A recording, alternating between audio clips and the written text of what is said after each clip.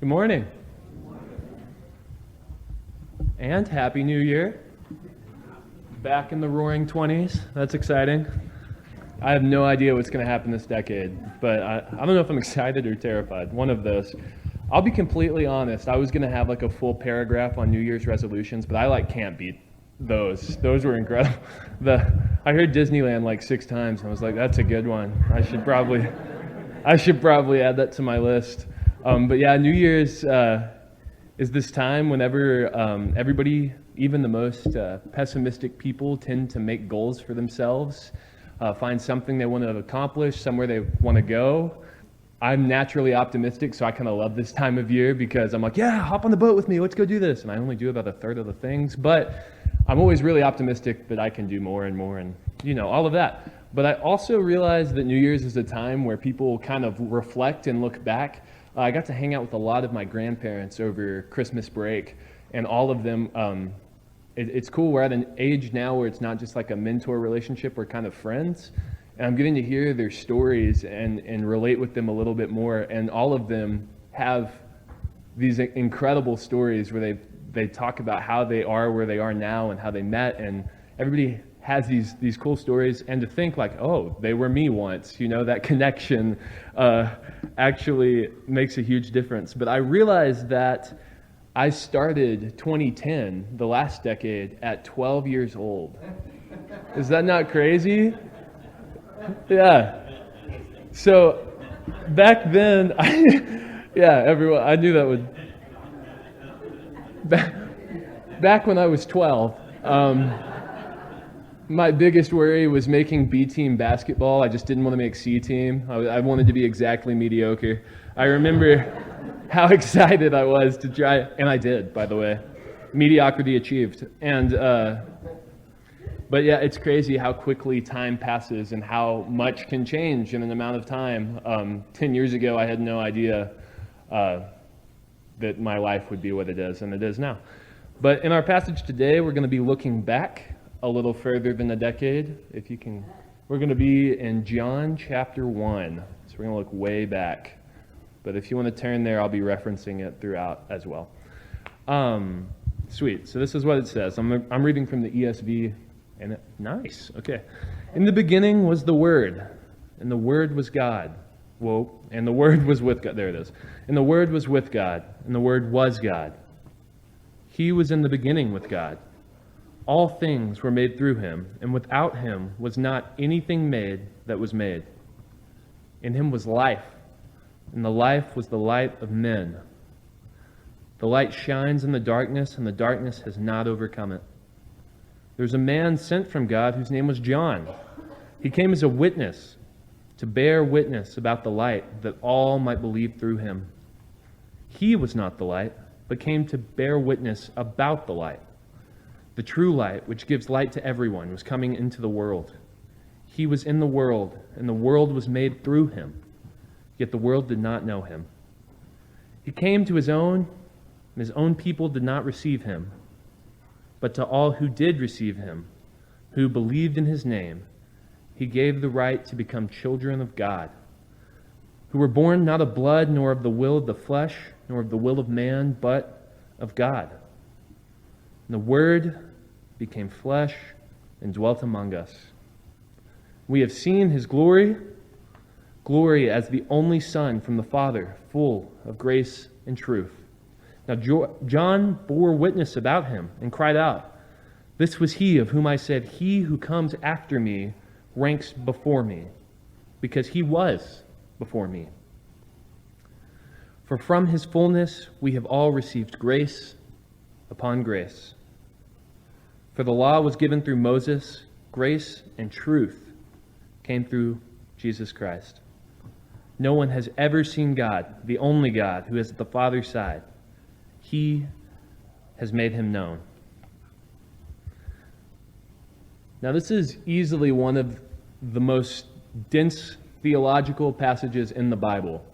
And I'm semi-convinced that the other people that preach here intentionally give me hard passages. We'll talk about that later. So our author, John, takes us back much further than 2,020 years ago. John takes us back to the very beginning. Before the beginning of time and creation, John paints this picture of a God who lives in community with himself before the beginning of creation, before time. This community of God before time makes the decision to love creation into existence. God's perfect and God doesn't need anything else. Why create? His love. His love is expansive and he wants to include all. And so before time, they make this decision to love creation into existence. And within this creation, God allows freedom. Freedom to make choices and freedom to grow and learn.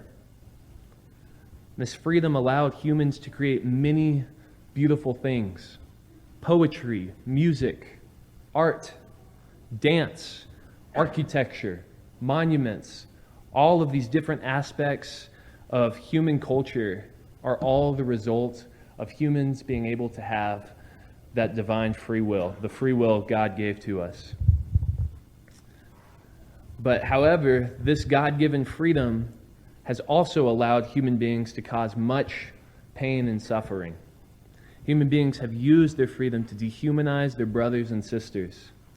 This freedom allowed humans to decide which groups were worthy of love and respect and which groups were not.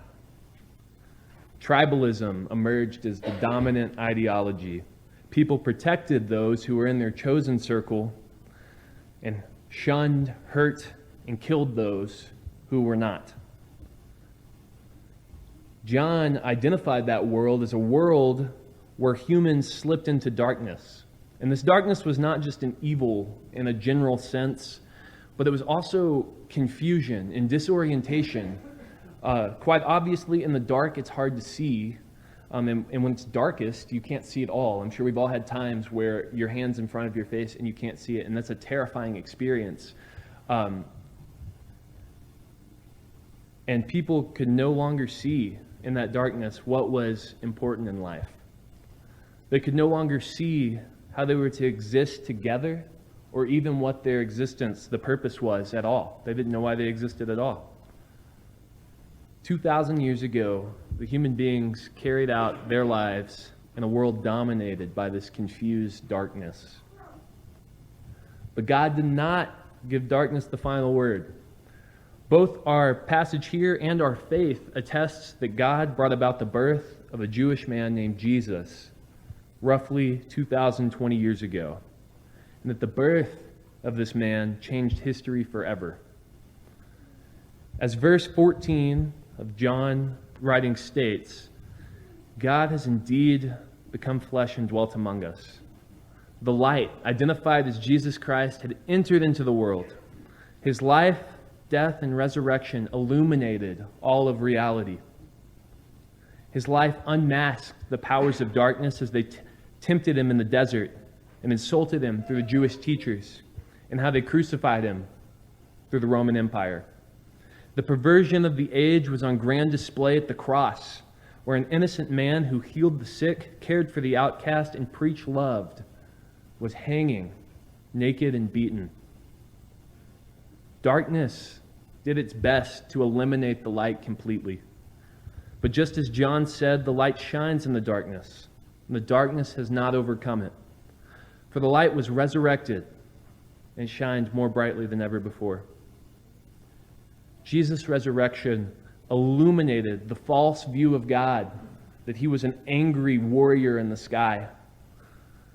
The resurrection revealed that God would never abandon his creation, even if his creation abandoned him. Jesus was the great light of God that pierced through the darkness of the world and illuminated it from the inside out. This is the beautiful gospel that happened 2,020 years ago. And that sounds great. But what is the gospel that happened today? We find ourselves 2,000 years ago, or 2,000 years later, after Jesus has ascended into the sky. 2,000 years ago this happened. So where do we fit into this story? Now, each one of us has a history.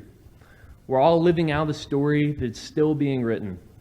For those of us who believe and follow the way of Jesus, We each have a story of repentance and change.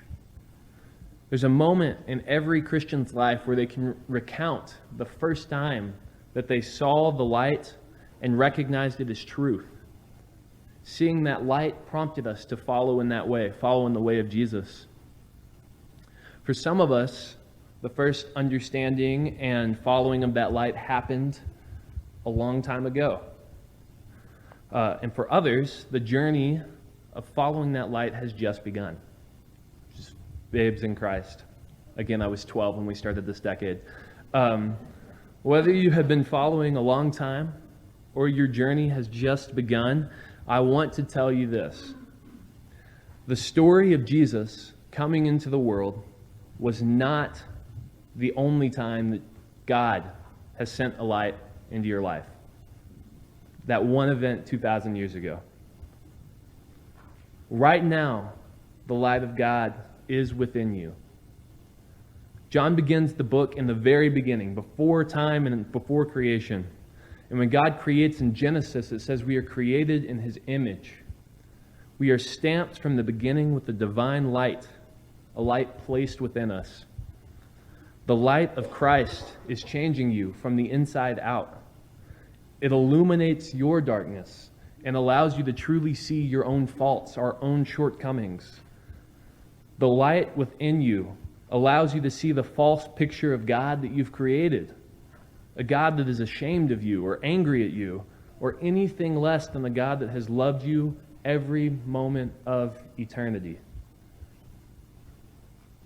God has sent a light in you that calls you, whispers to you, and instructs you in the way of Christ. Now, we know the light that God sent, but in this passage, for sure, where do we fit in the story? I've realized I've read this over and over again. It's a really popular passage, obviously. But I tend to skip over these three verses. So I'm going to read them to you. It's 6, 7, and 8 here. They say, "There was a man sent from God whose name was John. He came as a witness to bear witness about the light, that all may believe through him. He was not the light, but came to bear witness about the light." Now, these verses place us in the story. John, the human being sent by God. This is our place in the ongoing gospel story today. We are sent by God to bear witness to the light within us and the light that we see throughout the world. We are not ourselves the light. We are merely witnesses to the light that shines so brightly both within and without, if we have eyes to see it. So I challenge you today to look within yourself and see what the light within you is revealing. Do you have a friend or somebody you've not called in a long time? A connection, a reconciliation that needs to happen? Do you have a habit where you shame yourself as you walk away from a situation? I should have done this. I should have done this. Oh, I'm so stupid. Do you have a habit that you need to break? Something inside of you that's a lie? Or do you possess a false picture of God that is something less than unconditional, effortless love? Look to the light, both in and out, and allow it to change your entire reality. Just as John did, live as a witness to the light that God sent so many years ago, and to the light that God sends you every single day.